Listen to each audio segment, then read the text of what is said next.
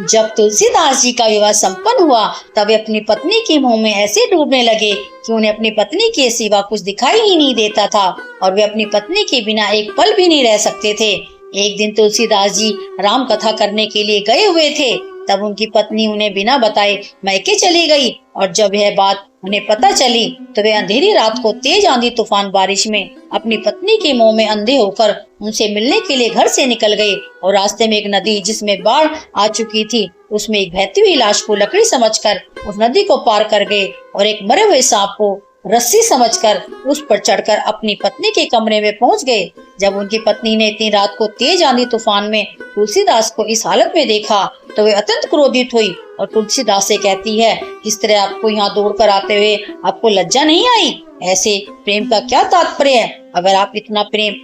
राम जी से करते तो आज आप साक्षात प्रभु श्री राम को पा लेते, आपको आपके ही जीवन का उद्देश्य मिल जाता। और तब रत्नावली की बात से तुलसीदास जी बहुत प्रभावित हुए और उन्हें अपनी गलती का एहसास हुआ और उन्होंने गृहस्थ आश्रम का त्याग कर संन्यास लेने का निर्णय लिया और अपने जीवन को राम जी की भक्ति में समर्पित कर दिया। तो दोस्तों, चैनल को सब्सक्राइब करके कमेंट में जय श्री राम अवश्य लिखें।